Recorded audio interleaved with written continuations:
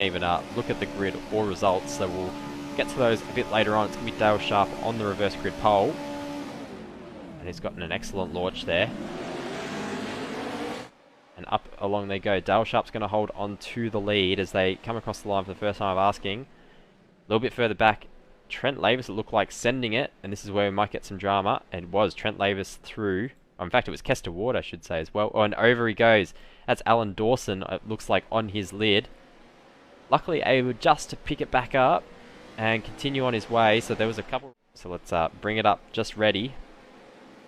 As we slow it down here, I reckon this inside curb, as you say, David's going to pick up this truck, and I think he's going to go pretty well up and over, and in fact he does. He absolutely launches his truck.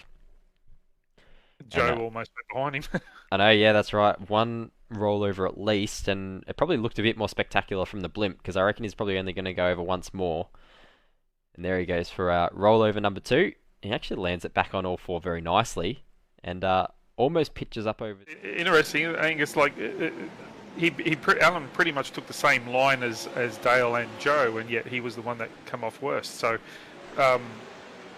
is steering angle a factor in that, or speed? Or probably, just and my own understanding. Probably, and also just the bump stops on the suspension. Probably a bit of its suspension setup. It is a fixed setup, and maybe you just got to make sure that you know how much rotation the truck will allow before you go up and over, and before you carry too much momentum. It looks probably easy enough just to turn in and the car will hold, but it might not be as simple as that depending on your setup. As Joe Baldwin sending it in on Dale Sharpe, he's looking to try and make a move here on the 122. Shows the nose, and as you see there, he probably had to get off the gas a bit knowing how much of an acute angle he was turning at there. So luckily he lives to tell the tale as well. Let's have a look at that Alan Dawson incident. It's still plenty to play out for, as we're only about 4 minutes into this race at the moment, so I wouldn't be surprised if there's still plenty to go for. Kester Ward sitting in behind in P4 here, you can see the leading 3 just in front of him. And everyone at the moment sitting nice and pretty with where they are, and we probably got to this point just in the race prior to this one and kind of sat for a little bit, Adam, just kind of waiting for a move to be done. Everyone seems to equalise, and unlike on the dirt, we don't really have anyone who's probably showing a bit of extra speed. There's a massive kerfuffle here at the last corner. In fact, everyone's involved. No one knows where to go. And out of that, Mikey Hammond's going to actually take the lead, and there's still trucks picking up the pieces a little bit further back here. And everyone continues on now, but that's going to see Trent Lavis move all the way down to 9th, and championship rival up into position number 2 is Joe Baldwin. So that's crucial for a championship, and it's allowed a few drivers who had early dramas to come back up through the field there. And that was a bit of a car park there, Adam, at the final corner.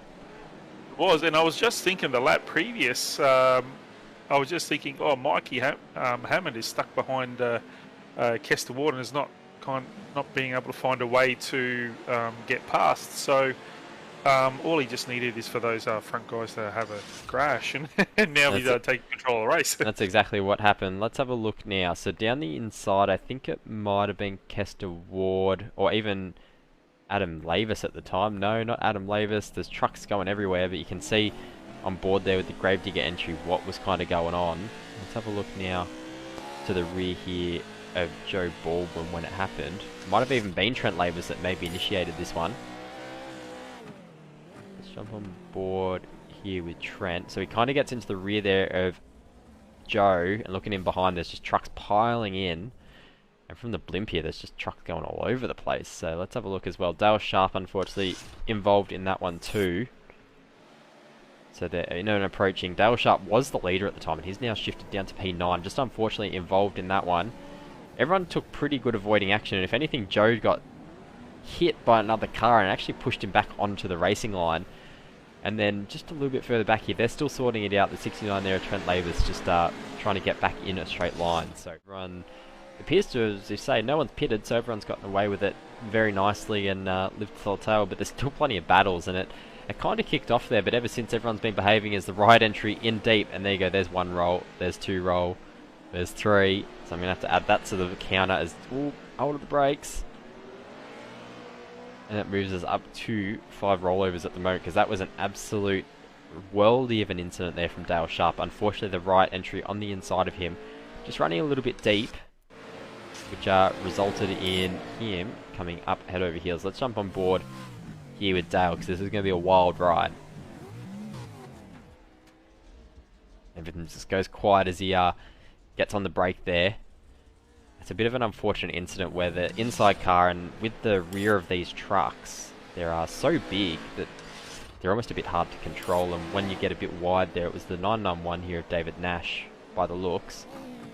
Unfortunately, oh no, it was the 122 just ahead there. Oh no, the 096, sorry, there's too many right sim racing entries there. The 096 of Jacob Hughes. But if we have another look back there on board here with David Nash, it will give us a good view. The car on the inside there just running a little bit wide at him, and unfortunately, just as the rear flicks around here, just unfortunately, an innocent victim is Dale Sharpe. Yeah, poor old Dale's been in it tonight, and none of it's been of his own doing. And I was just kind of watching the aftermath of it, and he was about to reverse back onto the track, but he held his brakes really well, which is what we want to see.